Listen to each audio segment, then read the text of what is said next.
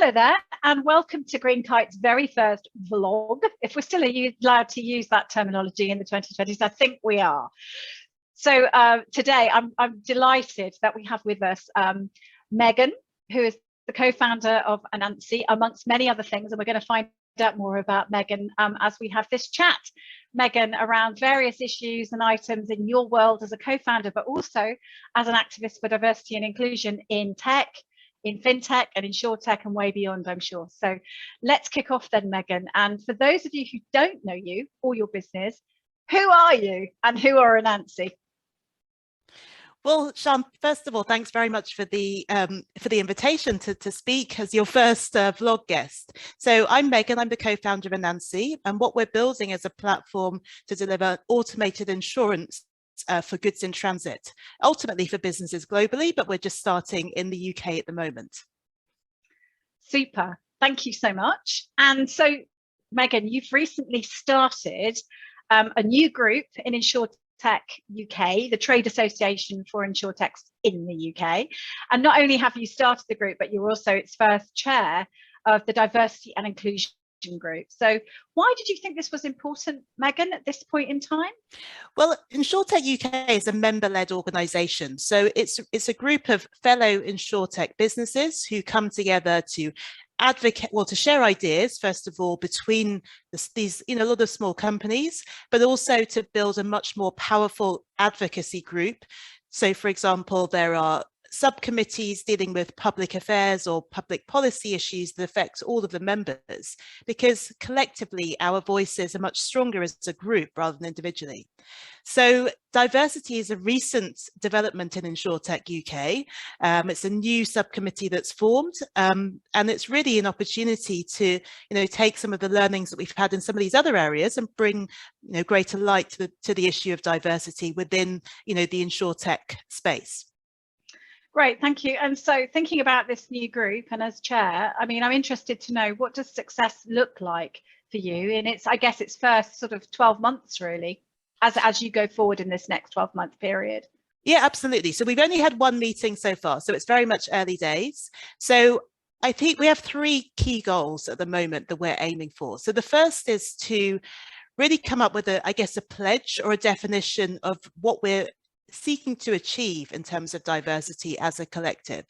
And it's, what we found in the first group was that it's very much important to see diversity as beyond a question of gender inclusion or even racial inclusion, but really to look at the broadest definition of diversity and how we as a collective of businesses of all sizes, so there are many startups, but also some of the much larger law firms and insurance firms also involved, how we can have a pledge which is common amongst all of our members that we're aiming to achieve.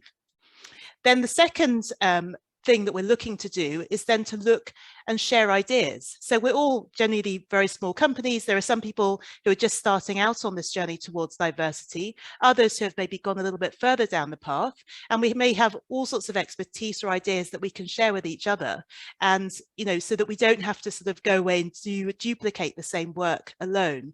So even in the last meeting, some ideas came up that we hadn't thought of, and there may be some things that we at Anansi are doing that some of the other firms aren't doing. So it's an opportunity to group together and to pool our ideas and see how we can share those things. And then the third thing that we want to do is to look to see, as a collective, what could we do to learn? So, for example, there may be some trainings, or there may be some collective efforts that we could do as a group. And effectively, I guess that's our starting point. And then I'm sure other ideas will come along as we have other meetings with the with those who have volunteered to be involved.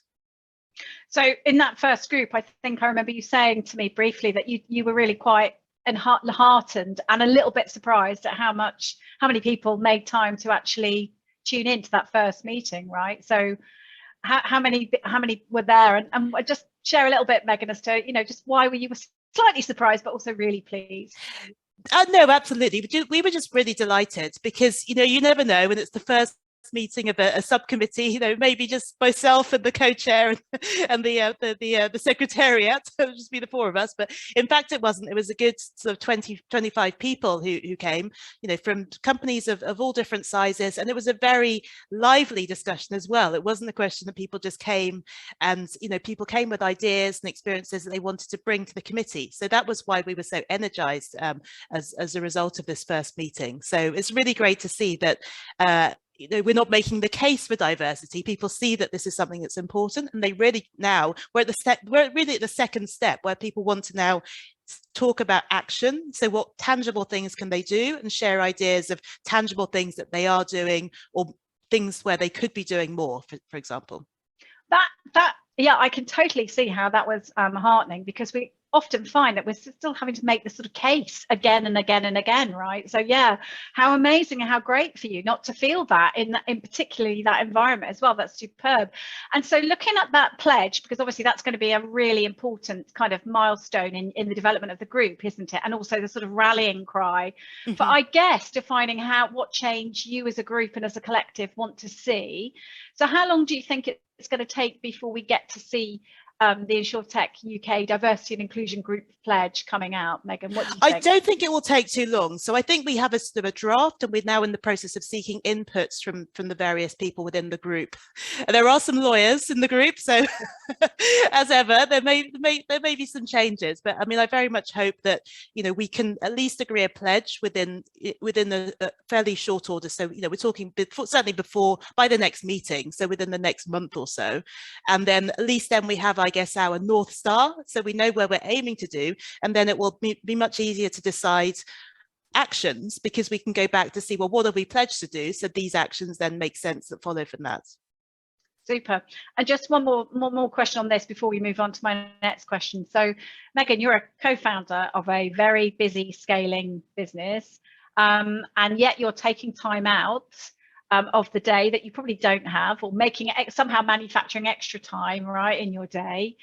So why, when you're looking at all the things that you've got to do on your to-do list and beyond, why did this make it onto the I've got to make time to do this list?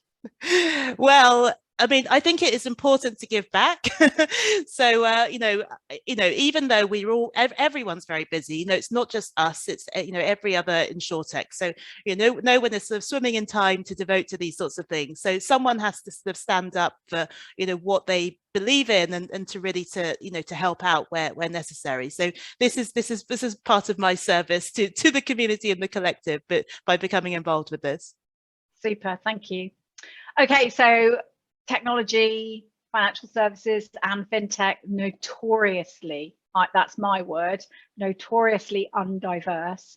So in your experience, and with the growing experience of actually doing even more than you had when you came into this world of being a founder in InsurTech, what do you think some of the best ways are, Megan, to help crack that, my words, the DE&I code, in those three overlapping and distinct areas of technology, financial services and fintech? Mm-hmm. Well, I think everything starts with small actions, you know, so it's like that famous quote, you know, every journey starts with a single step sort of thing. So I don't think there's ever going to be one sort of magic bullet that you just, you know, sort of shoot and then it solves all of your problems. I think everyone just has to start from wherever they are and take even incremental changes which eventually add up to something much larger. So, you know, I think it starts certainly with values. So having a value as a group or a company that you believe that you want to have a diverse and inclusive workforce. So, you know, some people maybe don't believe in that. I mean, we just saw this morning another InsurTech that raised some funding, and it was literally a company of 11 men and one woman. I mean, you know, so there are, you know, there's certainly businesses out there that maybe don't see that as a starting point.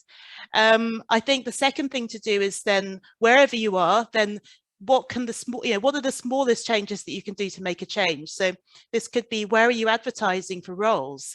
How are you screening candidates? What sorts of questions are you asking? Are you asking, the same questions to the candidates you get from different places? It's not, really enough to say it was a pipeline issue. It's really a more of an issue of, where are you focusing your efforts, and what are the things that you can do to just broaden your focus in order to take account of diversity and inclusion in all of your actions. And I think even with the business you have, I mean, we're in the process of organising a retreat. So, when you're organising a team retreat or a get together, are you thinking about, maybe team members that don't drink, or maybe don't want to, to organise events which are inclusive, which everyone will enjoy and which you can come together with. So, yeah. Yeah, some really good practical suggestions there, Megan. Thank you so much. Okay, so we're coming to my last question for this vlog, at least, Megan, right? Because hopefully you'll come back and do another one, and or maybe even a guest vlog when the group's had some time. Certainly when you release the pledge, please do come and tell us about that. But in your journey as a founder so far, Megan, who's been your most effective ally or allies, and why?